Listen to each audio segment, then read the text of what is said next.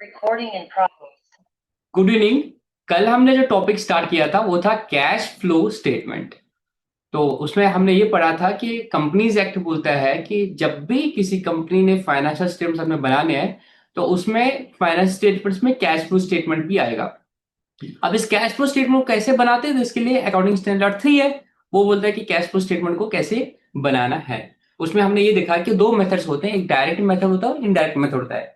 तो फर्क कहां पर है? सिर्फ ऑपरेटिंग एक्टिविटीज में। डायरेक्ट मेथड में, ऑपरेटिंग एक्टिविटीज में आप सीधे दिखाते हो कि कैश कहां से आया, कैश कहां से गया। जिस तरह से डेटर से कैश आएगा, कैश सेल्स कर दी, तो दिस इज डायरेक्ट। और फिर जाके पेमेंट कहां से कर दी, क्रेडिटर्स को पेमेंट कर दिया, एम्प्लॉयज को सैलरी दे दी, रेंट पे कर दिया, बाकी जनरल एक्सपेंस पे कर दिए, नकद में माल खरीदा।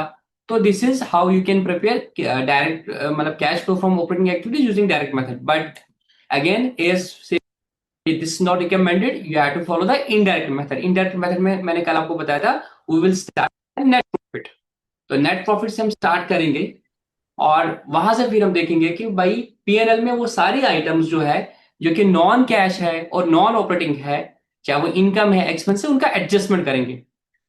तो उसके बाद जो फिगर आएगी that will be cash flow from operating activities before working capital changes. उसके बाद हम बैलेंस शीट में जो वर्किंग कैपिटल में है, चाहे करंट एसेट है, करंट लायबिलिटी, उनको देखेंगे कहीं वहां पे कोई ऐसा तो नहीं है जिसकी वजह से हमारा जो पहला वाला एजम्पशन है वो गलत है। तो उसमें फिर हम देखते हैं वर्किंग कैपिटल में अगर प्लस माइनस हुआ तो उसका क्या इंपैक्ट आएगा cash flow from operating activities में, वो हम करते हैं। Then we arrive at a figure of cash flow from operating activities. उसके बाद इन्वेस्टिंग एक्टिविटी है, फाइनेंसिंग एक्टिविटी है, वो दोनों मेथड से सेम ही है। इन्वेस्टिंग और फाइनेंसिंग में दोनों में हम दिखाते हैं प्रोसीड्स कहां से आए और कहां गए। बट क्योंकि ऑपरेशन मेजरली इन्वॉल्व होते हैं, पीएनएल बैलेंस शीट में मेजर आइटम वही होते हैं, तो उनको हम इनडायरेक्टली लिंक करते हैं from the PNL and balance sheet. ठीक है, यहां तक हमने कल पढ़ा था। एक छोटा सा एग्जांपल मैंने खुद से बनाया था के लिए। आज एक आध एग्जांपल्स करते हैं ताकि और क्लैरिटी मिल जाएगी। बिफोर दैट अगर किसी का स्टिल कोई डाउट है कल के लेक्चर को देख के तो वो बता सकता है, अदरवाइज हम आज को जो हमें पढ़ना है उसको स्टार्ट कर लेंगे। हालांकि सॉरी, आपके एग्जाम में कैश फ्लो स्टेटमेंट डायरेक्टली तो नहीं बनाना है आपने, बट यस हम एक आध बनाएंगे ताकि हमें थोड़ा सा कॉन्फिडेंस मिल जाएगा हाउ इट एग्जैक्टली वर्क्स। मैं कुछ यहाँ पे एग्जाम्पल्स लिखता हूं, तो आपने उसके बेसिस पे बताना है कि हम कैसे बनाएंगे cash flow from operating activities.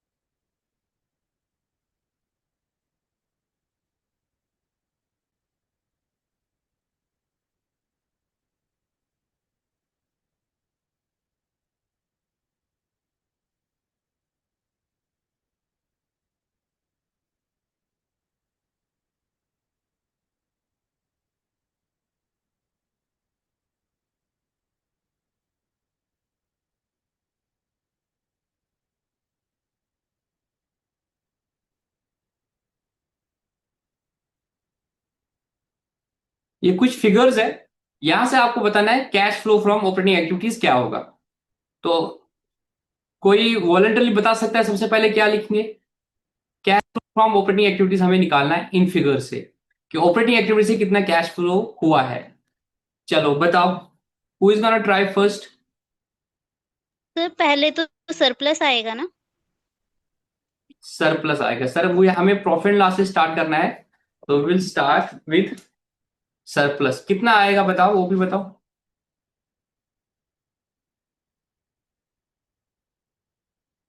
Sir 10,000। Hmm. Sir 10,000। बाकी कोई बच्चे का कुछ और आंसर आ रहा है? अनुराधा ने बोला 10,000 आएगा सर। हमें क्या निकालना है, इस साल कितना प्रॉफिट हुआ है, इस साल कितना प्रॉफिट हुआ है। तो अनुराधा ने बोला है कि sir net profit during the year जो है वो सर कितना है, 1,20,000 माइनस 1,10,000। सर जो पीएनएल में सरप्लस होता है वो बैलेंस शीट में एज इट इज दिखता है सरप्लस इन पीएनएल। पिछले साल का 1,10,000 था, अभी दिख रहा है 1,20,000। इट मीन इसमें कितना बढ़ा है, 10,000। तो इस साल क्या हुआ है, नेट प्रॉफिट कितना हुआ है, 10,000। ठीक है, तो लो इसकी एडजस्टमेंट होगी। उसके बाद अकाउंट रिसीवेबल मैंने आपको क्या बताया, ये वर्किंग कैपिटल है, वर्किंग कैपिटल वाला बात करेंगे। Outstanding rent again working capital वाली चेंज है। गुडविल का देखना पड़ेगा, प्रीपेड इंश्योरेंस वर्किंग कैपिटल वाली बात है, अकाउंट रिसीवेबल वर्किंग कैपिटल वाली बात है। अब गुडविल वाली बात आती है, बताओ गुडविल का क्या चीज है।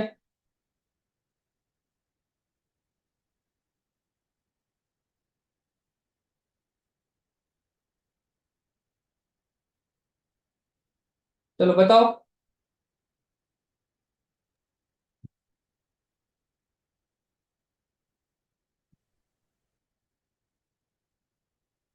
कोई बता सकता है गुडविल को क्या हुआ है? सर कम हुई है। गुडविल कम हुई है 4,000 से, इसका मतलब क्या है?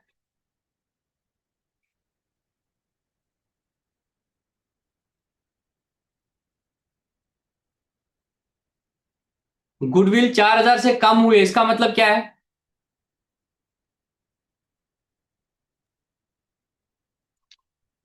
सर फर्म की वैल्यू कम हुई। चॉकलेट अनाउंस करूं कि मुझे महंगा पड़ेगा फिर चॉकलेट देना?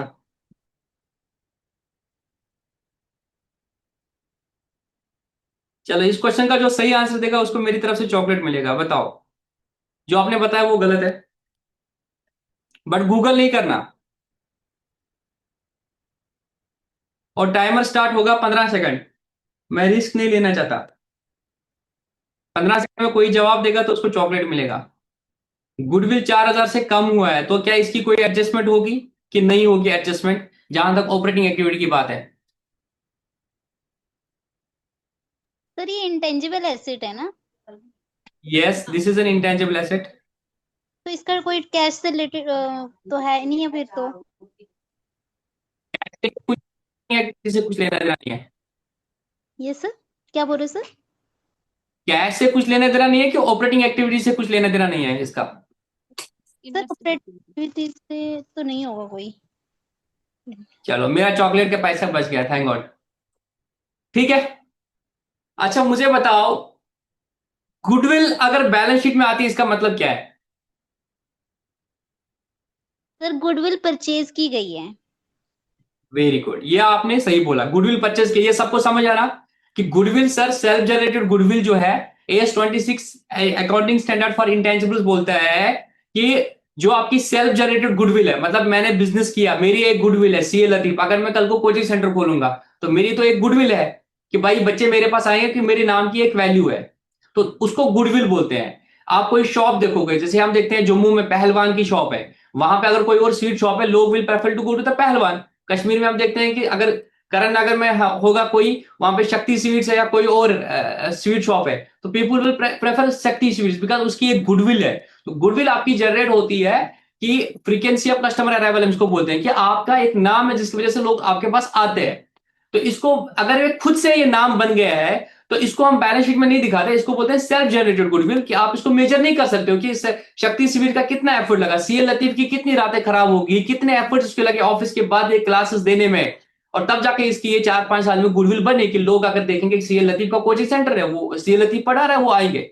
तो बट क्या मैं इस गुडविल को अपनी बैलेंस शीट में क्वांटिफाई करूंगा? The answer is no, because मैं जो एफर्ट्स लगाए उसको मॉनेटरी टर्म में क्वांटिफाई नहीं करूंगा। हिस्टोरिकल कॉस्ट कौन सा पता है, जितना आपने एसेट के लिए पे किया होगा उतने पे रिकॉर्ड करोगे। अब मैं मेरी जो गुडविल जनरेट हुए उसके लिए थोड़ी मैंने कुछ पे कर दिया है, तो मैं उसको क्वांटिफाई नहीं करूंगा। तो AS 26 मना करता है कि आप जो गुडविल है उसको आप बुक्स में रिकॉग्नाइज नहीं कर सकते हो। यहां तक ठीक है। बट सर फिर गुडविल बैलेंस शीट में क्यों आ रही है? सर लेकिन तो अगर partnership goodwill balance agreement sheet करते हैं। सर सॉरी फॉर आप इंटरप्टिंग यू। अगर आप गुडविल का वहां पे मेजरमेंट देखते हो, आप कभी बुक्स में उसको रिकॉर्ड नहीं करते हो। अगर गुडविल बैलेंस शीट में रिकॉर्ड होती है वो सिर्फ परचेज्ड गुडविल होती है। जो आप खुद से वैल्यूएशन करते हो वो just for the point of adjustment होती है। आप उसको बुक्स में कोई रिकॉर्डिंग नहीं करते, you don't show the goodwill in the books, वो सही तरीका नहीं है। आप गुडविल कैलकुलेट करते हो तो अराइव एट बाय जो नया पार्टनर आया वो कितना पैसा देगा, जो गया उसको कितना मिलेगा। But you do not record the goodwill in the books of accounts. But अगर ओके सर। आपने परचेज किया सर गुडविल, इट मीन्स कि सपोज कोई भी मैं फॉर्म शक्ति ऑफ स्वीट्स बिजनेस। को खरीद रहा हूं, मैं शक्ति स्वीट्स को खरीदने जा रहा हूं। शक्ति स्वीट्स जो इनके पास जो बाकी एसेट्स है, सपोज लैंड है, वहां पे बिल्डिंग है, स्टॉक है उधर, उस सब की वैल्यू 10 लाख है। बट शक्ति स्वीट्स मुझे बोलता है, सपोज उसकी वैल्यू 50 लाख है, वहां पे लैंड और बिल्डिंग की। शक्ति स्वीट्स बोलता है कि मेरे नाम को अगर तू यूज करेगा तो तुझे मेरे को 10 लाख रुपया और देना पड़ेगा, बिकॉज मेरे नाम की वजह से वहां पे कस्टमर आ जाएंगे। तो अगर मैं आज शक्ति स्वीट्स को परचेज करूंगा, वहां पे लोग फिर भी आएंगे कुछ टाइम तक, क्योंकि वहां पे नाम उसका है, शक्ति स्वीट्स नाम से आ जाएंगे। भले ही पीछे ऑनर चेंज हो जाएगा तो उस नाम की वजह से वहां पे कस्टमर आएंगे। तो अगर मैं फिर वो मेंटेन कर पाया उसकी क्वालिटी, तो कस्टमर आते रहेंगे बस कुछ टाइम तक। बट कस्टमर सिर्फ इसी नाम से आएंगे कि शक्ति स्वीट्स का है। फिर जब अगर मैंने क्वालिटी अच्छे से मेंटेन नहीं की, तब उनको रियलाइज अब ये शक्ति स्वीट्स वो शक्ति स्वीट नहीं रहा, तो वो फिर नहीं आएंगे। बट कुछ टाइम तक तो आएगा। उस टाइम तक का वो सेलर क्या है ना, गुडविल चार्ज करता है। अब since now I am paying for that goodwill, since this is my purchase goodwill, you record it in the books of accounts. तो उसको बोलते हैं कि परचेज गुडविल को आप बुक्स में रिकॉर्ड करते हो। Make sense? यहां तक ठीक है? तो जब गुडविल को यस आप सर। परचेज करते हो, आप क्या करते हो, जब बिजनेस को पूरा परचेज करते हो, आप land account debit, building account debit, stock account debit to cash जो भी है, that differential amount, the extra amount which you pay, उसको आप in the books as goodwill recognise करते हो। Fine.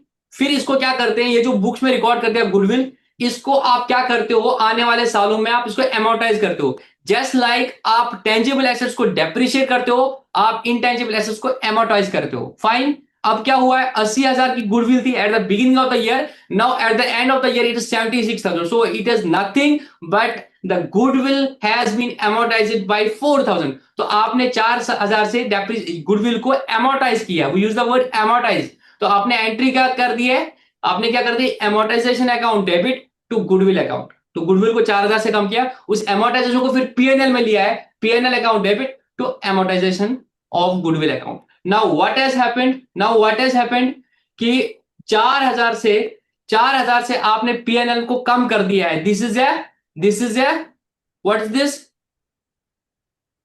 This is a non cash expense.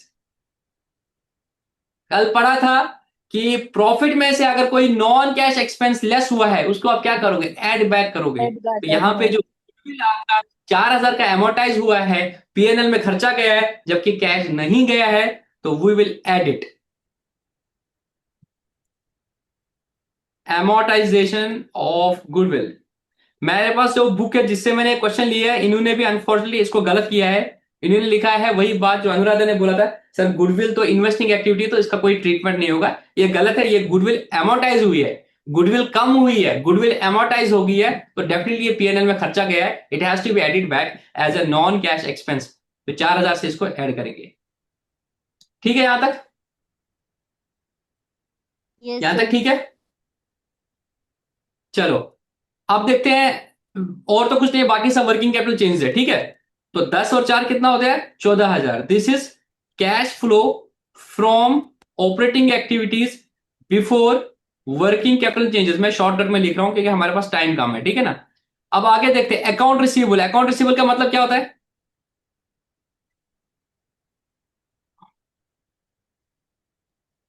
Debtors. हाँ, sir debtors.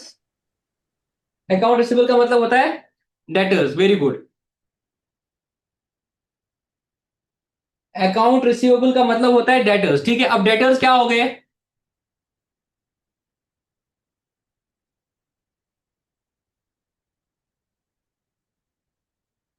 Sir बढ़ गई है। डेटर्स बढ़ गए हैं, तो इसका इंपैक्ट क्या होगा?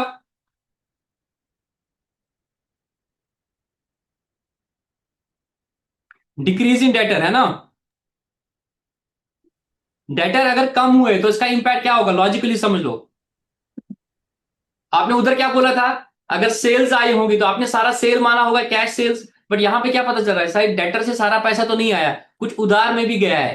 कितना, 12,000। तो जो आपने ऊपर बोला था सारा कैश में आया है, द आंसर इज नो, ऐसा नहीं है। इसमें से 12,000 जो है वो अभी पैसा नहीं आया है। जो 12,000 का पैसा है वो अभी नहीं आया है। तो डिक्रीज इन डेटर से क्या होगा, डिक्रीज हुआ इंक्रीज हुआ डेटर, Increase. सॉरी इंक्रीज हुआ है डेटर में। इंक्रीज अगर हुआ है इट मीन्स इतना पूरा पैसा तो नहीं आया Yes. है। पैसा नहीं आया है it means inflow from cash कम है, cash flow from operating activities कम है। तो इसको क्या करेंगे, इसको लेस करेंगे। सर इतना पैसा तो नहीं आया है, मेक सेंस।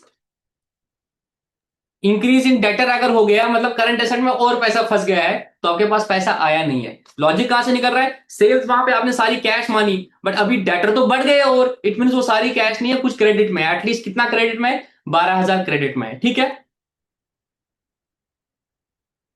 अब उसके बाद क्या था, अकाउंट रिसीवेबल हो गया। आउटस्टैंडिंग रेंट, आउटस्टैंडिंग रेंट का मतलब क्या है, सर रेंट अभी पे करना आउटस्टैंडिंग है। रेंट। आउटस्टैंडिंग रेंट का मतलब क्या है कि रेंट अभी तक पे नहीं किया है। लास्ट ईयर था 24,000, इस साल कितना है 42,000। तो कितना इंक्रीज हुआ इसमें, 80,000 18,000। इंक्रीज हुआ है रेंट। इसका मतलब क्या है, outstanding rent is your current liability.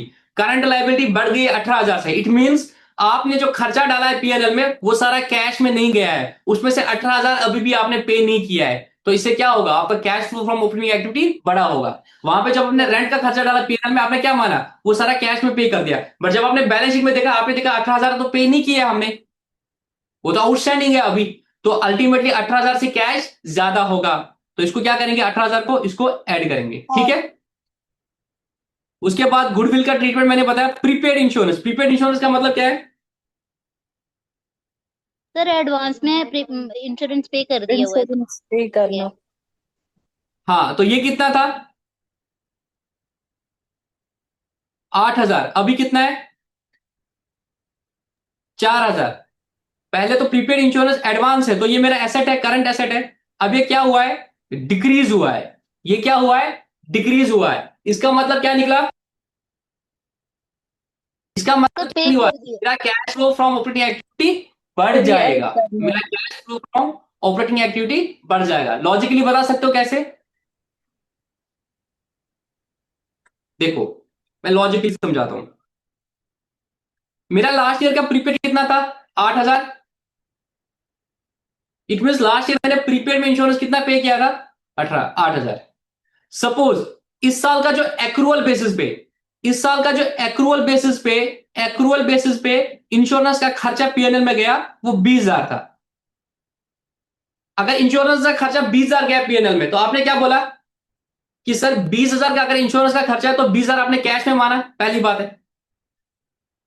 यही मानोगे ना कि 20,000 कैश गया है। बट लॉजिकली क्या है, लॉजिकली ऐसा है कि सर 20,000 का 20,000 कैश में नहीं गया है, बिकॉज 20,000 अगर आपका इस साल का खर्चा था, उसमें से 8,000, 8,000 क्या है, 8,000, 8,000 क्या है, 8,000 तो लास्ट ईयर ही आपने पे किया था। तो अल्टीमेटली 20 माइनस 8 कितना होता है, 12,000। यही मतलब हुआ ना 12,000। तो अगर 20,000 का इस साल एक्रूअल बेस पे खर्चा था, उसमें तो 8,000 आपने लास्ट ईयर एडवांस दिया था, तो इस साल आपको कितना देना था, 12,000। बट आपने कितना दिया है, ये 12,000 भी दिया है और 4,000 एडवांस में दिया है। टोटल आपने कितना दिया है, आपने 16,000 दिया है इस साल कैश। तो अब आप देखो, आपने ये 20,000 का खर्चा माना वहां पे, तो आपने 20,000 पूरा कैश माना, बट रियलिटी में आपने 16,000 ही दिया है। तो 20,000 मैंने सारा चार 16,000 कितना होता है, 4,000। बट इसको हम ऐसे नहीं देखते हैं, हम सिंपली बोलते हैं 8 में से 4 कम हो गए, तो इट मीन कितने बचे अभी, 4,000 जो है, जो 8 माइनस 4, ये कोइंसिडेंटली 8 माइनस 4, वो भी 4 आ रहा है, ये भी 4 आ रहा है, बट इट इज 8 माइनस 4। 8,000 पहले था प्रीपेड, अब 4,000 हो गया, तो वहां पे 4,000 और बच गया। इट मीन ये आपका इस साल का कैश सेविंग हो गया, तो आपका कैश इस में ज्यादा होगा, तो 4,000 क्या हो जाएगा, ऐड हो जाएगा। उसके बाद क्या था, अकाउंट्स पेएबल। अकाउंट्स पेएबल मतलब क्या होता है, क्रेडिटर्स। पहले 26,000 थे, अब 38,000 थे, तो ये बढ़ गए 12,000। 12,000 बढ़ गए, इट मीन ये लाइबिलिटीज थी आपकी जो आपने पे नहीं कर दी। ऊपर परचेजेस था, तो आपने परचेज को सारा क्या माना था, कैश माना था, बट ऐसा नहीं है, कुछ परचेज क्रेडिट में है। कुछ परचेस क्रेडिट में है तो आपका कैश नहीं गया होगा। कैश का ना जाना भी आना होता है, तो आपका cash flow from operating active और बढ़ा होगा। तो इसको भी ऐड करेंगे। तो इस 12,000 को भी ऐड करेंगे, इस 4,000 को भी ऐड करेंगे, इस 18,000 को भी ऐड करेंगे। ठीक है, वो 12,000 मैंने माइनस किया था, अब वो 18,000 भी ऐड करेंगे, 4,000 भी ऐड करेंगे, और लास्ट में फिर शायद कितना था, लास्ट में फिर 12,000 था, वो भी ऐड हो जाएगा। अब 14 -12 +12 कैंसल, 14 और 22, 36,000। तो आपका अब आएगा cash flow from operating activities आपका 36,000 आएगा। ठीक है, यहां तक समझ आ रहा है?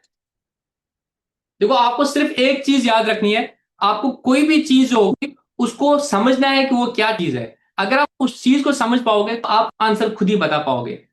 तो आपकी वोकैबुलरी स्ट्रांग होनी चाहिए। स्टार्टिंग के लेक्चर्स में मैंने आपको एक बात बताई थी कि आपकी जो वोकैबुलरी जितनी अच्छी होगी, और वोकैबुलरी क्या है, ये टर्म्स क्या है, इसका मतलब क्या है, वो अगर आपको क्लियर पता चलेगा तो आप खुद ही बता पाओगे। आपको वो रट्टा याद रखने की जरूरत नहीं होती है, इनको इंक्रीज करना है, इनको डिक्रीज करना है, कुछ रट्टा याद रखने की जरूरत नहीं है। आपको लॉजिकली देखना है ये चीज क्या है, ये इसका इंपैक्ट उधर क्या गया होगा, सही इंपैक्ट क्या होना चाहिए, उसके हिसाब से कैश इनफ्लो होगा, आउटफ्लो होगा, you will be able to arrive at the correct answer. ठीक है, मुमश तेज बना मज।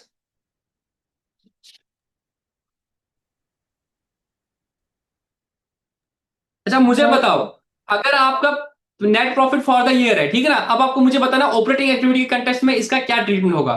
Loss on sale of machinery, बताओ ऑपरेटिंग एक्टिविटी का निकाल रहे हो, loss on sale of machinery 10,000 है, तो क्या करोगे इसको?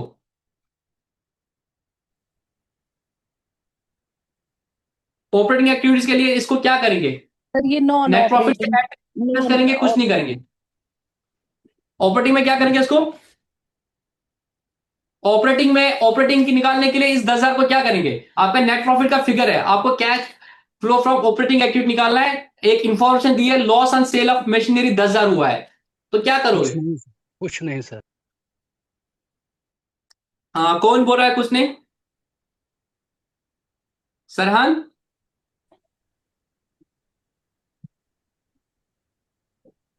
जी सर। सर, ये ऐड हो इरम जाएगा। बताओ। ऐड हो जाएगा सर। ऐड हो जाएगा ना, नॉन ऐड बैक हो ऑपरेटिंग जाएगा एक्सपेंस है ना ये। INS का फुल नेम क्या है दोस्त? सर। लतीफ है सर। अच्छा ठीक है, आप लतीफ रखा करो ना, क्या दिक्कत है? सर, जब क्लास स्टार्ट होती होती है तो सर उस टाइम याद आता है तो फिर क्लास ज्वाइन करता हूँ सर। तो आप पहले ही प्रोफाइल नेम चेंज करो, कोई दिक्कत नहीं। ऐसे मुझे थोड़ा याद रहता ना कि मैं फिर बोल दूं। अब INS से मैं कंफ्यूज होता है, इंशा है क्या नाम है, तो मैं बोल नहीं पाता हूं। आपने सही बोला। सरार, आपको गलती रियलाइज हो गई? अगर जी loss sir, on sale of ये एसेट 10,000 का गया होगा तो PNL में ये 10,000 का खर्चा गया होगा, तो जो भी आपका प्रॉफिट आ रहा है उसमें ये 10,000 लेस हुआ है, जबकि ये नॉन ऑपरेटिंग एक्सपेंस है। ठीक है, तो ऑपरेटिंग में इससे ज्यादा ही प्रॉफिट आया होगा ना, तो ऑपरेटिंग एक्सपेंस से कैश तो ज्यादा आया होगा, तो इसको हम ऐड करेंगे दोस्त। ठीक है, आपको एग्जाम में ऐसा ही क्वेश्चन आएगा, अगर कैश फ्लो स्टेटमेंट से वो पूछेगा तो यही बोलेगा loss on sale of machinery, operating activity का बता क्या करेंगे, ऐड करेंगे, लेस करेंगे, कि तीसरा ऑप्शन बोलेगा नो चेंज करेंगे। समझ आई बात? वो कंफ्यूज करेगा। तो you have to think logically, भाई इसका इंपैक्ट कहां पे आया होगा, उसके बाद क्या करेंगे इसको। ठीक है ना, कुछ रट्टा याद रखने की जरूरत नहीं है। फाइन। Yes sir.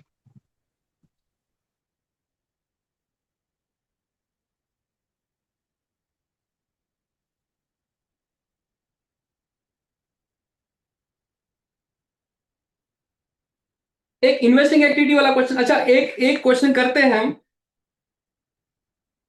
उसको थोड़ा लॉजिकली समझेंगे।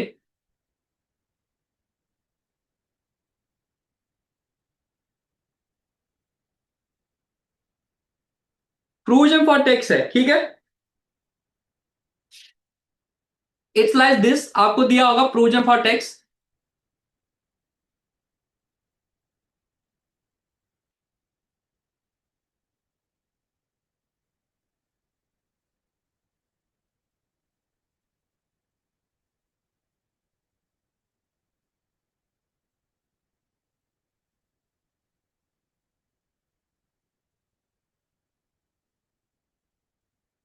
अब बताओ क्या करोगे?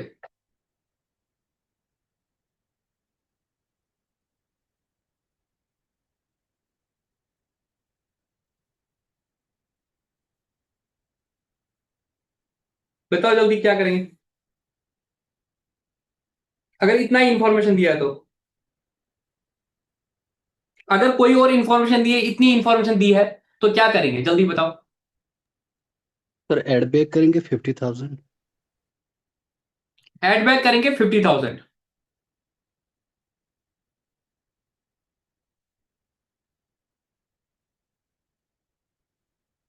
Make sense, but can you tell me logically इसका मतलब क्या निकला? 50,000 क्यों ऐड करेंगे? सर चूंकि इस साल तो जो 50,000 अलाव जो एक्स्ट्रा होता है इसमें provision for taxation, that is provision for taxation is a long term liability. तो लॉन्ग टर्म जब होता ये है, शॉर्ट टर्म होता है? Sir long term. क्यों? Why do you sir make provision for tax दोस्त? सर ऐसे तो ये शॉर्ट टर्म भी हो सकता है, लेकिन जब हम अगेंस्ट अप्रोप्रिएशन ऑफ प्रॉफिट्स के अगेंस्ट ये क्रिएट करते हैं, then it it becomes the no no long no term. No no no no no no no no no no no no. Provision for tax क्यों करता हूं मैं दोस्त? Sir कोई बता ये सकता है? अनसर्टन होता है, अनसर्टन कंडीशंस के लिए हम क्रिएट। टैक्स का लिखा है दोस्त, प्रोविजन फॉर टैक्स। नून नून ये नून कंडीशंस के लिए, नून सर्कमस्टेंसेस के लिए हम क्रिएट करते हैं। टैक्स लिखा है दोस्त, प्रोविजन फॉर टैक्स। इसका मतलब क्या है? आपको टैक्स पेमेंट करना है, उसके लिए आप प्रोविजन करते हो। होता क्या है, बैकग्राउंड दे देता हूं। कंपनीज को पता है, आपको कंपनीज को टैक्स देना पड़ता है। कंपनी को टैक्स देना है ना, income tax. Suppose company yes का सर। टैक्स रेट है 30%, एज्यूमिंग 30% है। अब होता क्या है,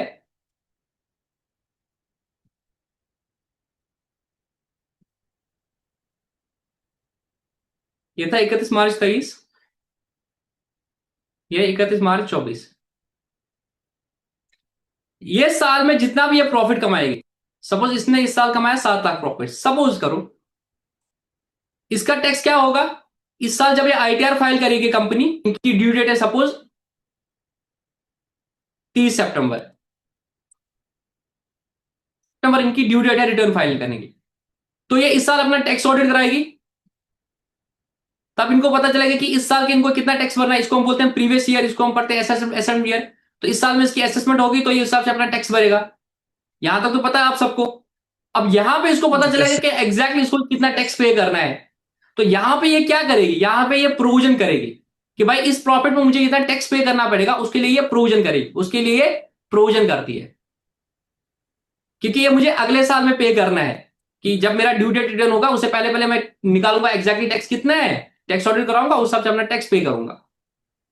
तो पहले तो आपकी बात है कि ये प्रोविजन क्यों करता है, बिकॉज आपको इनकम टैक्स पे करना है अपनी प्रॉफिट्स पे। और दूसरा चीज, ये मुझे विद इन 5-6 मंथ्स करना है पे, this is my current liability, this is not my long term liability. इसके लिए प्रोविजन फॉर टैक्स करते हैं, ठीक है। अब आई बात, अगर कोई इंफॉर्मेशन नहीं दी है तो फिर हम क्या मानते हैं? तब हम ये मानते हैं कि जो मैं यहां पे प्रोविजन कर रहा हूं, जो मैंने ये यहां पे 1.5 लाख का प्रोविजन किया है, और एक मैंने 1 लाख का प्रोविजन किया था, अगर कोई इंफॉर्मेशन नहीं दी है तो हम बोलते हैं ये जो 1.5 लाख का प्रोविजन किया है, ये इस प्रॉफिट में हमने बोला है कि टैक्स पे करना है। तो अल्टीमेटली हमारा कितना होगा? 7 lakh plus 1.5 lakh. It mean हमारा cash flow from operating activity होगा 8.5 लाख। कितना होगा? 8.5, क्योंकि 7 लाख में से ये 1.5 लाख रुपया लेस हुआ है जो मैंने प्रोविजन किया है। ये तो लास्ट ईयर के प्रॉफिट से लेस किया था, ये इस साल के प्रॉफिट से लेस किया था। तो 7 lakh plus 1.5 lakh, 8.5 lakh is my क्या है, cash flow from operating activities. But अब में बच्चा सर इस 1 लाख को क्या हुआ? अगर कोई इंफॉर्मेशन नहीं दी होती है तो हमें बोलते हैं कि 1 लाख तो इस साल पे किया होगा टैक्स। अब again income tax payment is what, is an operating activity. तो जो इस साल टैक्स एक्चुअली पे किया है, income tax paid during the year, income tax paid during the year, वो है मेरा 1 लाख। उस 1 लाख को माइनस करूंगा। सरान आपने सही आंसर बोला था 7.5 लाख, बट जो पीछे आपकी रीजनिंग थी ना, वो मुझे लगा कहीं ना कहीं उतनी साउंड नॉलेज की पॉइंट ऑफ व्यू से नहीं थी। जुगाड़ से आंसर ठीक आ जाता, मार्क्स मिल जाते, बट कंसेप्चुअली मुझे लगता है शायद इतनी क्लैरिटी नहीं थी। बट आई गेस अब आपको कंसेप्चुअल क्लैरिटी आई होगी कि ये अगर कुछ इंफॉर्मेशन नहीं दी है और ऐसी फिगर दी है, देखो आपका भी 7.5 आया, मेरा भी 7.5 आया, बट आपने डायरेक्टली 50,000 ऐड किया था, मैंने ऐसे नहीं किया। मैंने आपको समझा दिया लॉजिक बिहाइंड क्या है। द लॉजिक बिहाइंड इज कि ये 1.5 लाख तो मैंने इस साल के प्रॉफिट से प्रोविजन किया होगा, तो इस 1.5 लाख को मैं ऐड करूंगा, तो मिल निकलेगा कि 8.5 लाख हो गया। बट 1 लाख मैं मानूंगा कि मैंने पे किया होगा पिछले साल का इस साल। Again, that is a cash outflow from operating activities because income tax paid is considered as an operating activity. So my cash flow from operating activity will be 7 lakh plus 1,50,000, that is 8,50,000 minus 1 lakh, that is 7,50,000। समझ आया?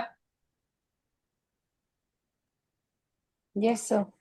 सो किसी को कोई doubt? Sir तो फिर ये provision for tax with in a year खत्म हो जाता है इस हिसाब से, बिकॉज ये कारण क्योंकि ये विद इन द ईयर खत्म हम नहीं बोल सकते, विद इन ईयर खत्म हो सकता है। ये क्या हुआ, मैं अभी दूसरा केस भी दिखाता हूं। हमें ये बोलना है कि पहले ये बात, ये प्रोविजन फॉर टैक्स हम किस लिए रखते हैं उसको समझ लो, कि मुझे अभी असेसमेंट करनी पड़ेगी, तब मुझे पता चलेगा अल्टीमेटली टैक्स मुझे कितना पे करना पड़ेगा। आज की डेट में सिर्फ मैं रफ एस्टिमेट लगाता हूं, बिकॉज मैं अकाउंटिंग इनकम के हिसाब से बुक्स बनाता हूं। मुझे फिर बाद में इनकम टैक्स के हिसाब से देखना पड़ता है कि वहां से डेप्रिशिएबल एडोबल एक्सपेंस कितना है, प्रिलिमिनरी एक्सपेंस का कितना अलग हो जाएगा, इनकम टैक्स के हिसाब से डेप्रिसिएशन कितना अलग हो जाएगा, वो सब करके मैं रफली एस्टिमेट अभी कर लेता हूं प्रोविजन। अल्टीमेट मुझे बाद में पता चलेगा, बट आई एज्यूम कि ठीक है जो मैं प्रोविजन किया वो सही पता चलेगा। ये 1.5 लाख अल्टीमेटली मैं 5-6 महीने बाद पे करूंगा, तब ये खत्म हो जाएगा, फिर 31 मार्च आएगा, फिर नया प्रोविजन बनाऊंगा। This is how it will work. Fine. Yes sir, yes sir. अब एग्जाम्पल नंबर सेकंड में दूंगा। एग्जाम्पल नंबर सेकंड में अगर मैं बोलूंगा कि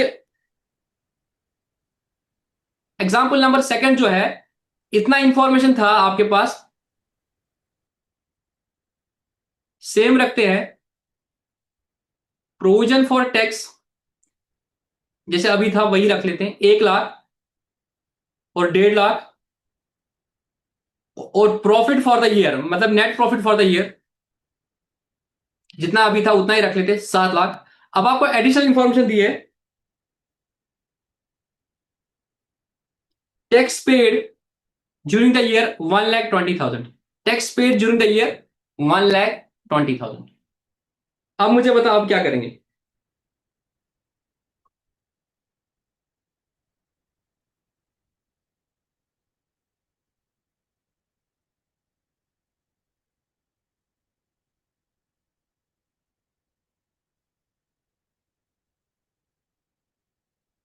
इसका मतलब क्या होगा, इसका मतलब क्या होगा, आपको एक चीज तो समझ आ रही है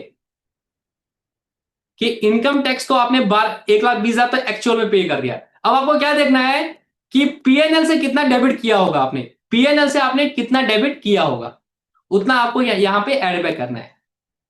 अब एक तो ये चीज पता चल रही है, ये 1,50,000 जो है, 1,50,000 जो है, ये आपने प्रोविजन तो किया ही किया है। तो इसके लिए हम क्या करते हैं, टू एरा कि कोई कंफ्यूजन ना हो, हम सिंपली एक प्रोविजन फॉर टैक्स का अकाउंट बनाते हैं। क्या बनाते हैं, उससे आपको इजी होगा समझना। देखो वो कैसे बनता है प्रोविजन फॉर टैक्स। या आप फंड बेस्ड अकाउंट भी करते हो ना, तो वहां पे भी ये बहुत हेल्प करता है। प्रोविजन फॉर टैक्स का क्रेडिट बैलेंस होगा, तो यहां पे आएगा बाय बैलेंस ब्रॉट डाउन। पिछले साल का बैलेंस कितना था, 1 लाख। यहां पे आएगा टू बैलेंस कैरी डाउन, कितना है, 1.5 लाख। अब क्या बोल रहा है, इस साल कितना पे कर दिया, इस साल कितना पे कर दिया, 1,20,000। तो एंट्री क्या की होगी, provision for tax account debit to bank account 1,20,000, to bank account 1,20,000।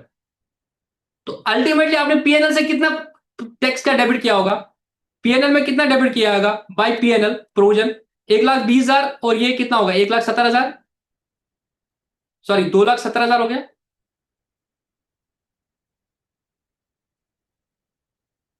दो लाख सत्तर हजार हो गया।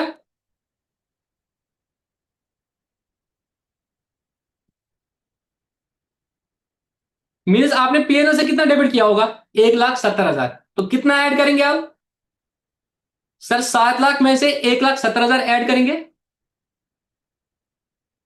दैट इज 8,70,000 आपका बिफोर टैक्स प्रॉफिट था, माइनस जो आपने एक्चुअल पे कर दिया 1,20,000। तो ये आएगा आपका 7,50,000। देखो इतना आ रहा है cash flow from operating activities. But correct picture क्या है कि पीएनएल से कितना गया टैक्स, पीएनएल से आपने कितना प्रोविजन निकाला होगा 1,70,000, वो ऐड किया, अल्टीमेटली कितना पे कर दिया, वो लेस कर दिया। वो इस तरीके से भी आपको आएगा। ये समझ आया कि नहीं आया समझ। प्रोविजन 1.5 लाख था, पुराना 1 लाख था, पुराना 1 लाख का 1 लाख की जगह 1,20,000 गया, तो 1,20,000 तो गया आपका आउटफ्लो कैश। बट पीएनएल से आपने कितना निकाला होगा? पीएनएल से एक तो ये 1.5 लाख निकाला होगा, प्लस वो 20,000 भी निकाला होगा जो पिछले साल का पे कर दिया, वो भी आपने पीएनएल से ही निकाला होगा ना। तो पीएनएल से कितना गया होगा? एक तो ये 1.5 लाख प्लस वो 20,000, दैट इज 1,70,000। तो करेक्ट डिपिक्शन के लिए वो 70 ऐड करते हैं, 120। नेट आउटफ्लो तो वही, नेट आउटफ्लो तो वही 7.5 लाख है, कैश ऑपरेटिंग वही 7.5 लाख है, but this is how it is to be correctly depicted. अब तीसरा केस है, अगर कम हो गया, 1 लाख से भी कम हो गया, 80,000 ही पे कर दिया, तो इसका मतलब क्या होगा कि सर आउटफ्लो तो 80,000 ही है, तो इट मीन ये जो 1 लाख था, ये जो 1 लाख था, 1 लाख में से आपने 80,000 यूज किया, 1 लाख में से 80,000 यूज किया, वहां पे 20,000 तो बचा था प्रोविजन, अब टोटल 1.5 लाख है। अगर 1.5 लाख है प्रोविजन, 20,000 तो पिछले साल का था, तो इस साल आपने कितना प्रोविजन किया अल्टीमेटली? इस साल मान ले 30,000 का ही प्रोविजन किया आपने। 1,30,000। समझ आ रही बात? Yes sir. अगर अगर इस बार 80,000 ही पे कर दिया तो ठीक है, 1 में से 80 गया, पीछे बचा 20,000 का प्रोविजन, 20,000 का प्रोविजन था, अभी 1.5 लाख है, इट मीन नेट में आपने इस साल 130 का प्रोविजन किया है, तो 7 लाख में से 130 ऐड करेंगे और 80,000 लास्ट में एक्चुअल लेस करेंगे, आएगा तीनों कैसे में 7.5 लाख। बट करेक्ट डिपिक्शन के लिए, क्योंकि आपको मैंने वो नहीं दिखाया आपको, क्योंकि उतना डेप्थ में आपको नहीं पढ़ना था एग्जामिनेशन पॉइंट ऑफ व्यू से, कि जब हम दिखाते हैं वो पूरा डिपिक्शन, उसमें पहले हम दिखाते हैं net profit for the year start करने के लिए नेट प्रॉफिट बिफोर टैक्स, वो हम दिखाते हैं, फिर बाकी एडजस्टमेंट करते हैं, ठीक है ना? यहां तक ठीक है? तो this was about operating activities, और इसमें कुछ ज्यादा टाइम जाया करने की जरूरत नहीं है। We will move towards cash flow from investing activity. किसी को कोई डाउट है तो बता दो। अच्छा, किसने इस टॉपिक को अभी तक समझा था, सच बताओ। अभी तक आप एमकॉम तक भी पहुंच गए थे, किसने अपने स्कूल में, 12th में? I guess there is some error with my sir इतनी स्क्रीन टुडे। कॉन्सेप्चुअल क्लैरिटी नहीं थी, लेकिन थोड़ा बहुत पढ़ा था, इतना नहीं। थोड़ा सा दिक्कत आ रहा है मेरी स्क्रीन में। अब दिख गया ना स्क्रीन? मेरी तरह कोई था जिसने 12th में छोड़ दिया था कैश फ्लो स्टेटमेंट, यार ये समझ नहीं आ रहा है, पता नहीं क्या इंक्रीज डिक्रीज करना है, छोड़ दो, बाद में देखेंगे। चलो आप इन्वेस्टिंग एक्टिविटी पे एक क्वेश्चन करते हैं, सिंपल सिंपल सा क्वेश्चन रखते हैं।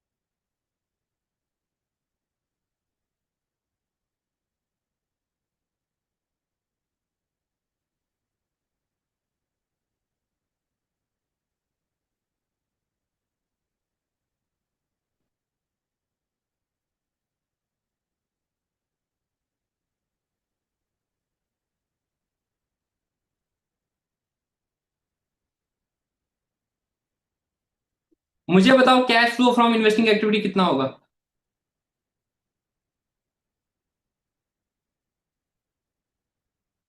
जो इसको बताएगा उसको भी चॉकलेट मिलेगा। तो इसको ना सारा चीज मुश्किल क्वेश्चन जो बस इससे वाला चॉकलेट में। बताओ, कोई ट्राई कर सकता है cash flow from investing activity कितना मिलेगा, बनेगा?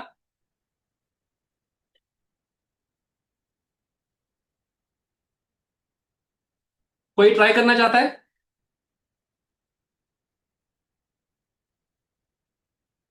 हम्म, कोई ट्राई नहीं करना चाहता है? सरान,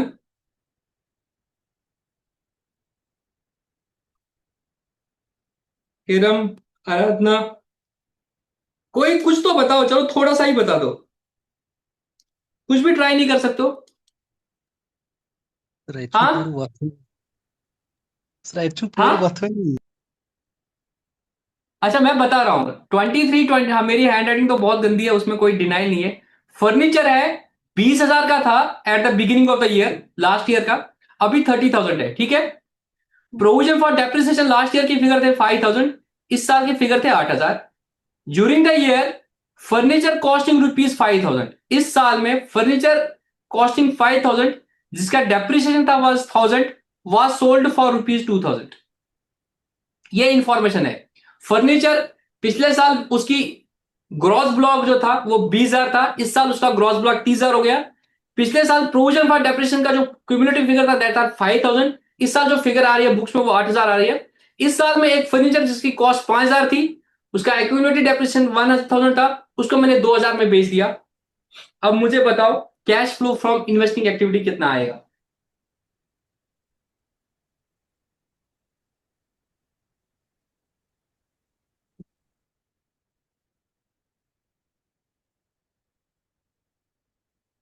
बताओ।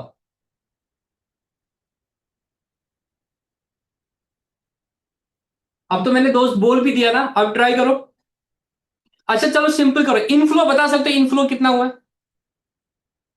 दो चीजें होगी ना, इनफ्लो और आउटफ्लो होगा। अब सेल किया है, proceeds from sale of furniture, वहां से इनफ्लो हुआ होगा। प्रॉफिट प्रॉफिट की बात हो नहीं रही यहां पे बोलना है कितना आया cash, proceeds from sale of furniture, और यहां पे क्या है, परचेज ऑफ फर्नीचर से आपको आउटफ्लो हुआ होगा। अब मुझे दोनों के फिगर्स बता दो, proceeds from sale of furniture कितना होगा, क्वेश्चन आपके सामने है। कैश इनफ्लो कितना हुआ सेल ऑफ फर्नीचर से? 2000 सर। 2000। 2,000, इसमें कोई डाउट नहीं है। इतना बड़ा बड़ा लिखा था कि जब आपने फर्नीचर भेजा उसकी कॉस्ट 5,000 थी, उसकी एक्यूमुलेटेड डेप्रिसिएशन 1,000 थी, आपने वो 2,000 में बेचा। जी यस सर। सर। 2,000 में बेचा तो अल्टीमेटली प्रोसीड्स तो आपके 2,000 थे। अब हम्म। आपने निकालना है कि फर्नीचर कितने का परचेज कर दिया आपने, कितने का परचेज किया देख लो। तो 10,000। 10,000। 10,000। सर पिछले साल फर्नीचर था 2,000, 20,000 ग्रॉस ब्लॉक, अभी यह हुआ है ग्रॉस ब्लॉक इसका 30,000, तो कितने का परचेज किया है? 10,000। तो 10,000 का परचेज किया है। किसी को कुछ और ऑब्जर्वेशन आ रही है इसमें? हल्का सा कुछ खटक रहा है?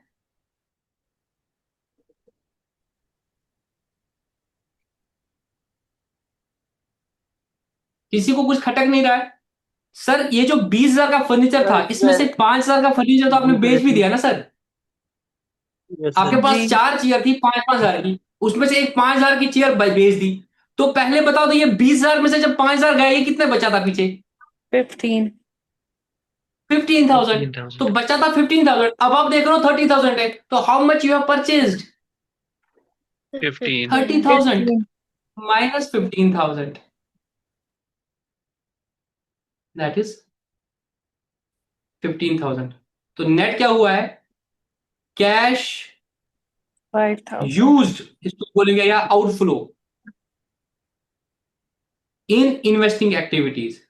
इन्वेस्टिंग एक्टिविटीज में आपका 13,000 का कैश आउटफ्लो हो गया है, ठीक है। Yes sir. अच्छा इसमें ये पता है, ये फर्नीचर जो था ये 20,000 था, ये प्रोविजन फॉर डेप्रिसिएशन अलग से लिखा था, इसका मतलब क्या है? जब सर प्रोविजन ये अलग से लिखा होता है डेप्रिसिएशन इसका मतलब, सर डेप्रिसिएशन और भी हाँ ऐसे हो सकता है ना? हाँ, सर ये अकेला सर फर्नीचर पे नहीं होगा। बाकी एसेट्स का है सर। नहीं।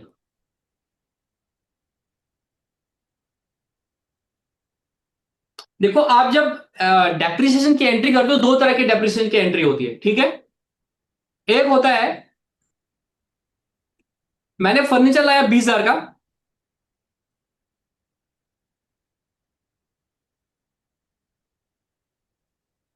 तो एंट्री क्या करूंगा मैं? फर्नीचर का अच्छा अंडर किस किस ने वो लेक्चर देखे जो मैंने बोला था वो देख लेना, सच बताओ। तो बैंक अकाउंट।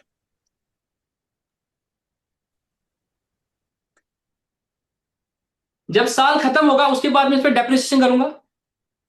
सपोज Yes, 10% की डेप्रिसिएशन लगानी तो डेप्रिसिएशन कितना होगा? 2000 2000। अब डेप्रिसिएशन की एंट्री दो तरीके होते हैं। एक एंट्री होती है depreciation account debit, debit to furniture. To furniture account. Yes sir. और डेप्रिसिएशन को फिर आप पीएनएल में लेते हो तो एंट्री होती है profit and loss account debit to depreciation. To depreciation account. और अल्टीमेटली जो बैलेंस शीट होती है, बैलेंस शीट में फर्नीचर दिखता है 18,000 पे। Yes sir. एक दूसरा तरीका होता है जहां पे आप फर्नीचर को उसके हिस्टोरिकल कॉस्ट पे दिखाते हो, उसको बोलते हैं ग्रॉस ब्लॉक जो है उस पे दिखाते हो। कंपनीज एक्ट बोलता है कि आप डेप्रिसिएशन को एसेट से लेस मत करो, बल्कि उसको उसकी हिस्टोरिकल कॉस्ट पे दिखाओ, क्योंकि कभी भी शेयर होल्डर को देखना कि ये एसेट कितने की परचेस की गई तो उसको हिस्टोरिकल कॉस्ट पे रखो। तो उस केस में आप क्या करते हो, आप डेप्रिसिएशन को एसेट से लेस नहीं करते हो, आप एक एंट्री करते हो। पहली एंट्री ऐसी होगी, ये सेकंड एंट्री नहीं होगी, इसकी जगह जो एंट्री होगी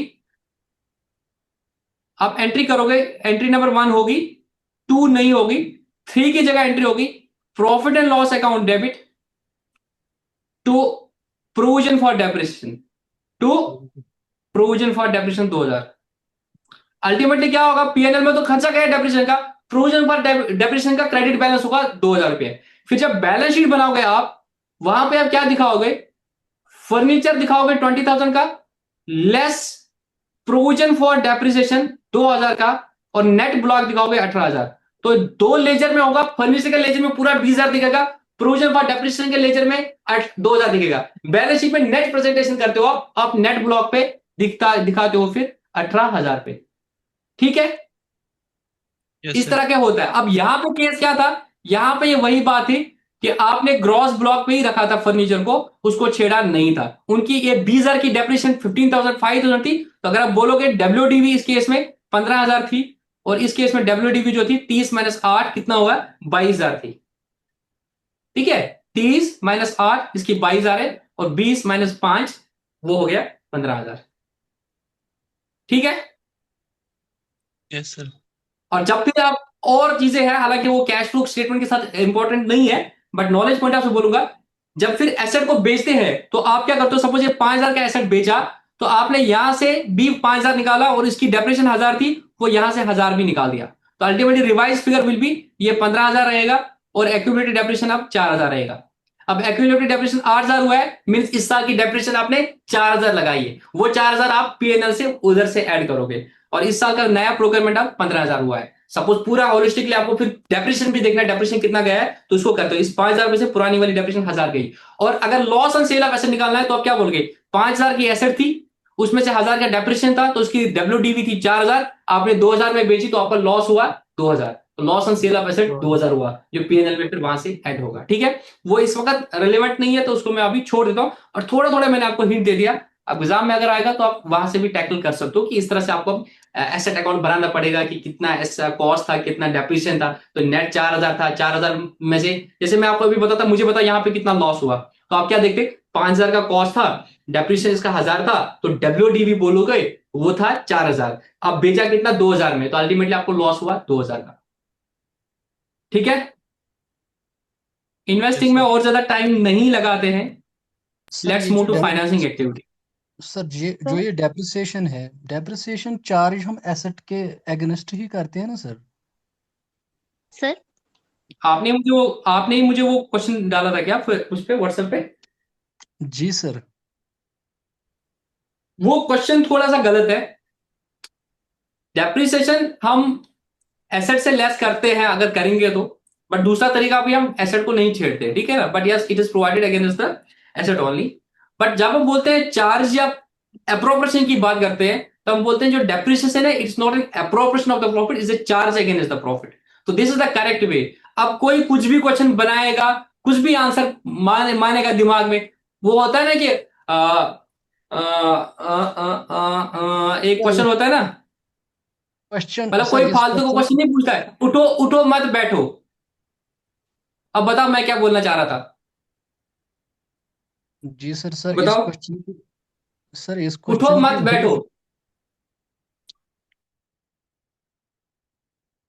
मैं आपको बोला था उठा मत बैठो कि उठो मत बैठे रहो। तो कोई कुछ भी पूछ सकता है, कुछ भी आंसर मान सकता है। मैं वही बोल रहा हूं, depreciation is a charge against the profits, अगर उस एंगल से आप क्वेश्चन पूछना चाहते हो।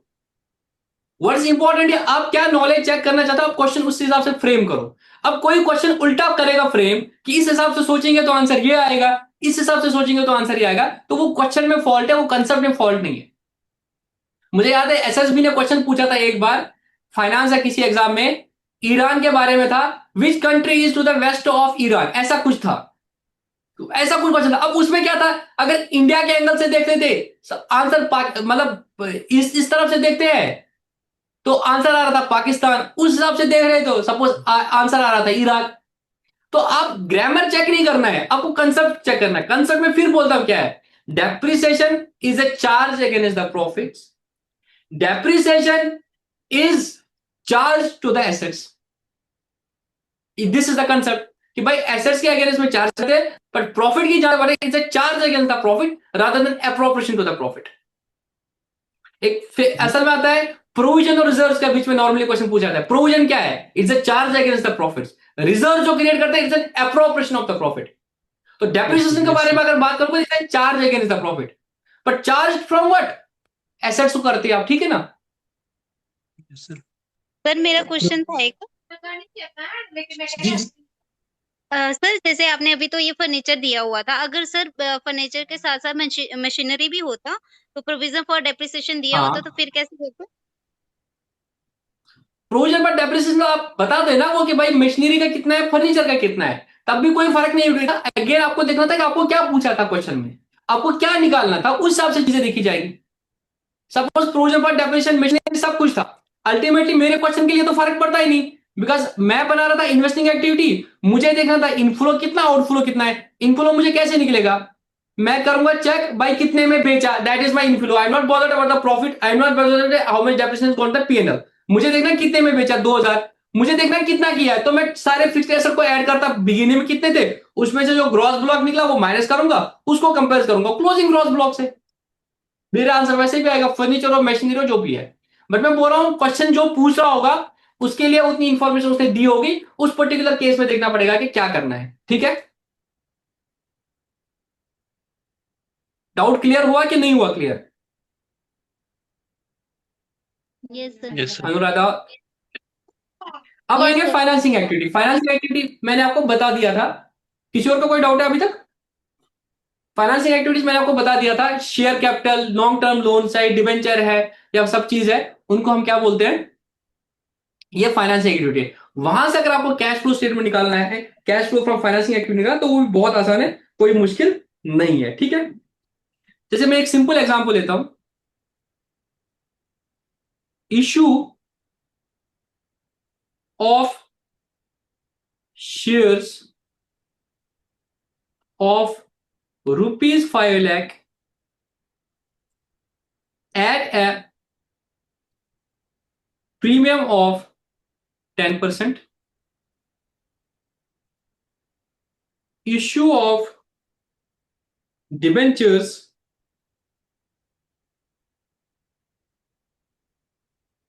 of ₹2,000 2 lakh issued at a discount of 2%, 1%, interim dividend paid ₹50,000. Calculate cash flow from financing activities. बताओ,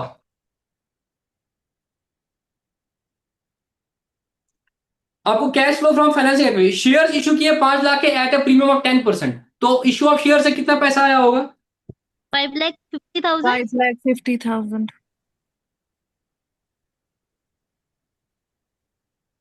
तो proceeds from issue of shares, बहुत सही बोला आपने sir, 5 lakh plus premium 10%, 50,000।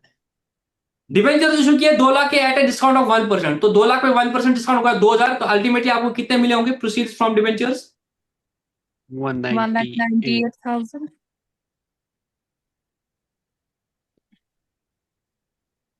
Interim dividend paid, आपने इंटरिम डिविडेंड पे कर दिया 50,000, तो 50,000 से क्या हुआ होगा? माइनस कम हुआ होगा। तो Yes, आंसर आया 6,98,000। ठीक है, इसमें कोई डाउट? अब एडिशनल इंफॉर्मेशन डालूंगा। डिबेंचर इंटरेस्ट पेड 20,000, अब क्या होगा? सर सर इसको अगर लेस इंटरेस्ट करना भी पे पड़ेगा। किया है 20,00,000, तो ये और लेस हो जाएगा, तो आंसर आएगा 6,78,000।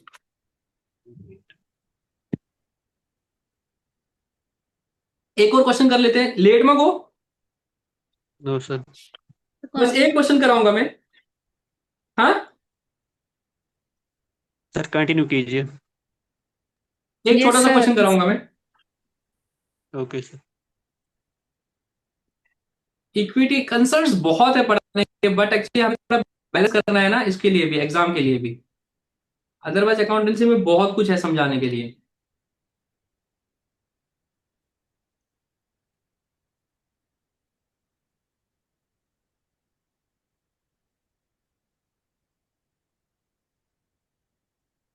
अच्छा, डिबेंचर्स के सामने ये 5% अगर लिखा है, इसका मतलब क्या है? Rate of interest. गुड।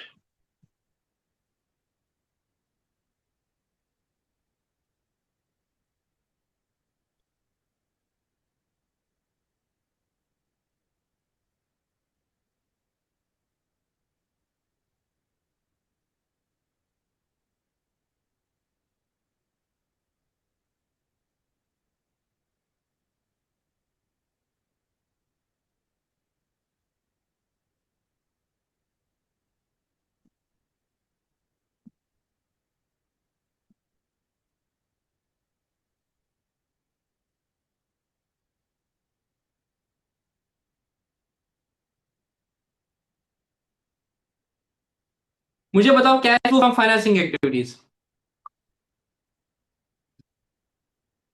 जल्दी बताओ। कंपेयर करेंगे शेयर कैपिटल, पहले 1 लाख थी, अब 1.5 लाख हुई है, कितनी बड़ी है? 50,000। 50,000 बड़ा है, तो क्या होगा? Sir inflow. 50। हाँ, यस सर। एडिशनल इंफॉर्मेशन दी है, मैं एडिशनल इंफॉर्मेशन पढ़ लेता हूं। Bonus issue in the year 2:1, bonus issue हुआ है साल में 2:1। डिविडेंड पेड 20,000 हुआ है। Interest on debentures paid 5,000।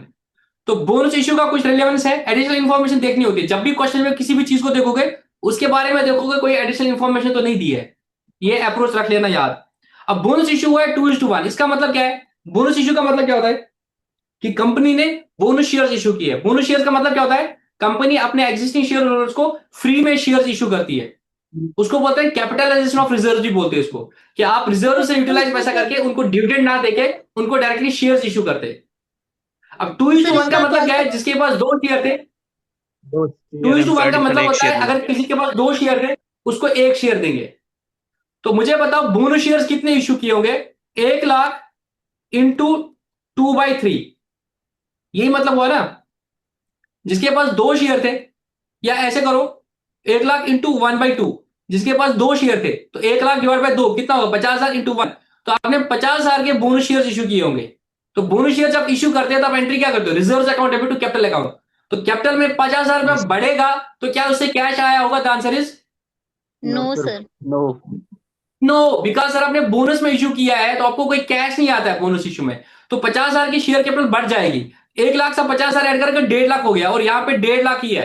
तो सर यहां से कोई कैश नहीं आया है। तो साथ ही जिसने बोला था कि कैश 50,000 आएगा, द आंसर इज नो, वो गलत बात है। कोई कैश नहीं आया because this are bonus issue. Suppose अब इक्विटी शेयर कैपिटल 2 लाख की थी, तब 2.5 लाख की थी, तब क्या बोलते?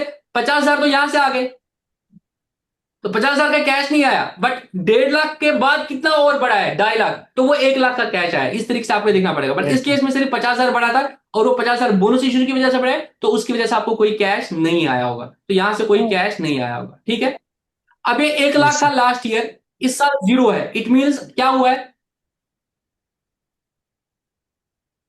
1 लाख की लाइबिलिटी थी 5% डिबेंचर्स, और इस साल ये 0 है। इट मीन्स हमने क्या किया है, इन डिबेंचर्स को रिडीम किया है। कर दिया। पे बैक जब चलो रिडेम्पशन ऑफ डिबेंचर करते हैं, आपने इनको पे कर दिया है, तो जब पे किया होगा तो 1 लाख क्या हुआ होगा, सर आपका लेस कर आउटफ्लो दिया। होगा। रिडेम्पशन ऑफ डिबेंचर्स 1 लाख हुआ होगा। उसके बाद 7% डिबेंचर्स लास्ट ईयर कुछ नहीं थे, इस साल 2 लाख है। इट मीन आपने इश्यू ऑफ डिबेंचर किया है, इश्यू ऑफ डिबेंचर किया होगा तो पैसा आया होगा, तो 2 लाख का इनफ्लो हुआ होगा। ये एडजस्टमेंट कर दी। डिविडेंड पेड 20,000, 20,000 का डिविडेंड पे किया होगा तो ये माइनस करेंगे। माइनस इंटरेस्ट करेंगे आपने सर, 5,000 का पे किया होगा तो उसको माइनस करेंगे। माइनस कर दिया। करेंगे। ठीक है, तो 2 लाख माइनस 1 लाख हो गया 1 लाख। 1 लाख में से 25,000 माइनस होगा, तो आंसर इज 75।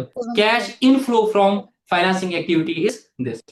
तो फिर हम क्या करते हैं, इसी तरीके से जब हम तीनों करते हैं तो आपका आता है यहां पे cash flow from operating activities x x x, cash flow from investing activities, suppose यहां पे माइनस में ही था। Cash flow from financing activities, suppose ये प्लस में था। इन तीनों का टोटल करते हो, सपोज वो 100 आता है, उसको करते हो आप add opening cash and cash equivalent, suppose वो 10 था, तो आपका ये निकलना चाहिए closing cash and cash equivalent. Cash and cash equivalent में कैश इन हैंड आता है, कैश एट बैंक आता है, शॉर्ट टर्म डिपॉजिट आते हैं।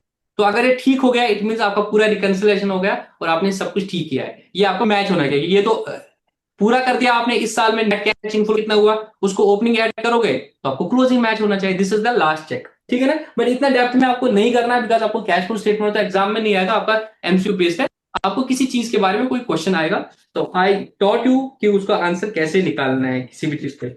और भी कुछ कंसेप्ट है, बट मुझे नहीं लग रहा है वो आपके एग्जाम के पॉइंट ऑफ व्यू से इतने इंपॉर्टेंट है। तो कुछ होगा तो जब हम क्वेश्चन एमसीक्यूज करेंगे उस वक्त मैं उनको टैकल करूंगा। अभी के लिए हमारा जो मतलब ये टॉपिक था कैश फ्लो स्टेटमेंट, ये कंप्लीट हो गया।